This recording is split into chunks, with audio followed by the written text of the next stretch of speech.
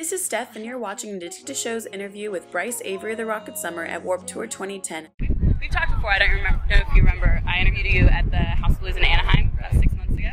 Yeah. So how's everything been since then? It's been good. It's been kind of a roller coaster. We've been on tour a lot since then.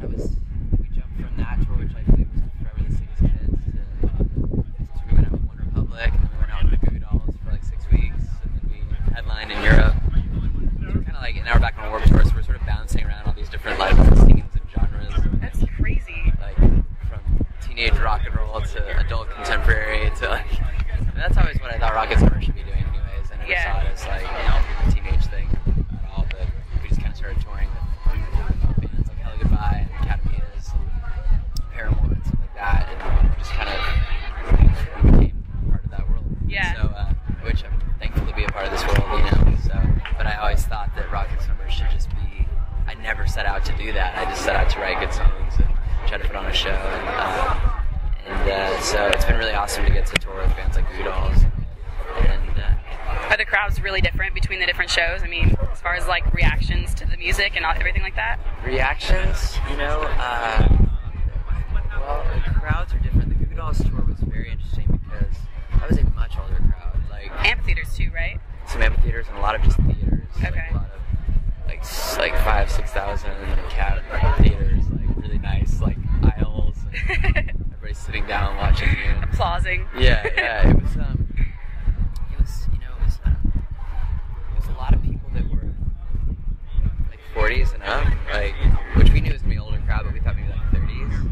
Yeah. It was like 40s, 50s, so it was like people like almost like kind of like my parents' age and older. And what was kind of cool about it is that most people would sit down and watch us, and then by the end of the set we were getting like standing ovations. And it was cool to go to the merch and see like a long line of people that were like 40s and 50s, like waiting to like take pictures and buy shirts. That's awesome. So it was kind of cool. It made me feel like, okay, wow, like not, you know, it makes you feel like a real musician or something, right. Like a real artist. Like, okay, I'm not just like some teenage flavor of the week thing. Right. So it was kind of it was a really good thing to be on tour with them and good dudes and yeah, I think we'd like to do more of it all. You know, that's why we came back to the Warped Tour, because we didn't want to in any way neglect a scene that helped make me who I am, you know. And so, but we also want to do those bigger, like kind of more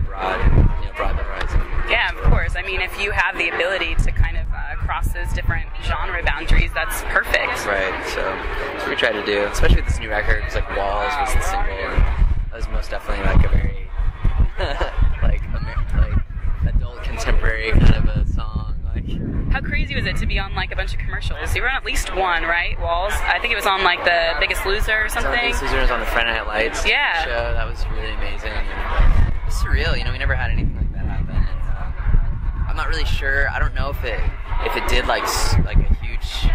It wasn't like it like broke.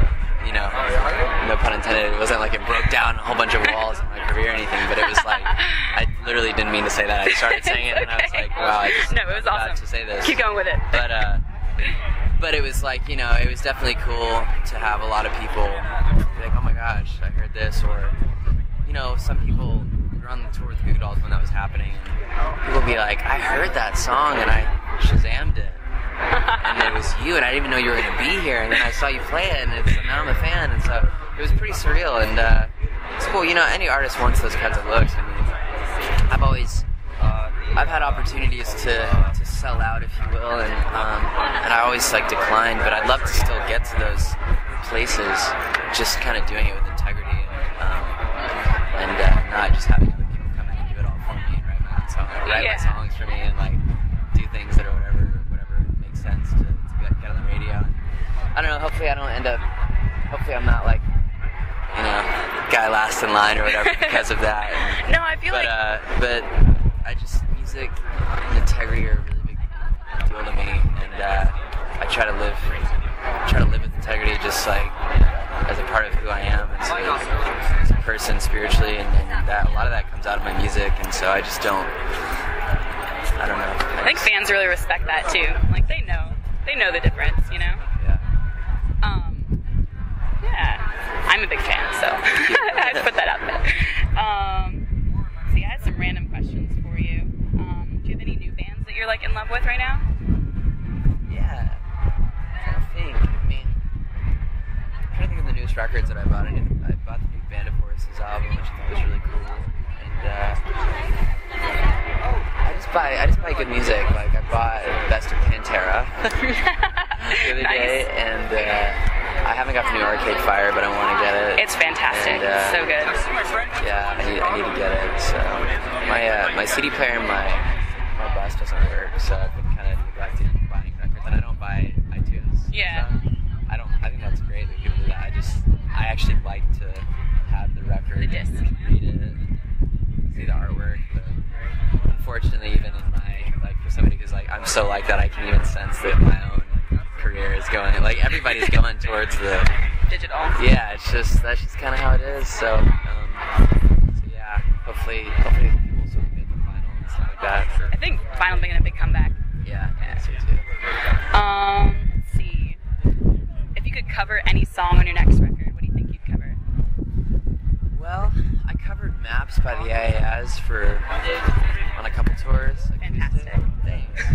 And a lot of people have asked me where they can buy that or hear it on the recording. I've never done that, so I don't know. Maybe that. Nice. Maybe if I made a live record.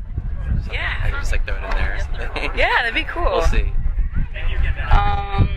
Let's see. If you started a label, what kind of artist would you sign? If I started a label, I would probably just sign myself first and foremost, because that's a whole other story. But I don't know. I've never. I don't. It's not like a huge passion of mine. I think that's. I've been burned a lot by labels, to be honest. So I would. It's hard to consider being on that side. Yeah. Unless I was just doing it for myself, putting out my own records, which who knows who knows what the future holds. But that would be cool. But I did kind of start a record label because of that, to put out my own records, called Making Records. Nice. Do you like that? Yeah, I do. Making. I like records. it. But yeah, I was supposed to. It's a long story, but I was. All my old records I own them again, and then some weird stuff happened. So, long story, nothing worth talking about publicly. Okay. But I did start this label because of it, just to put out my own CDs. Cool. We'll see. Well, any plans for future right now? An immediate future? I've always got plans. I've got plans for 5 years from now, but nothing ever. It's funny.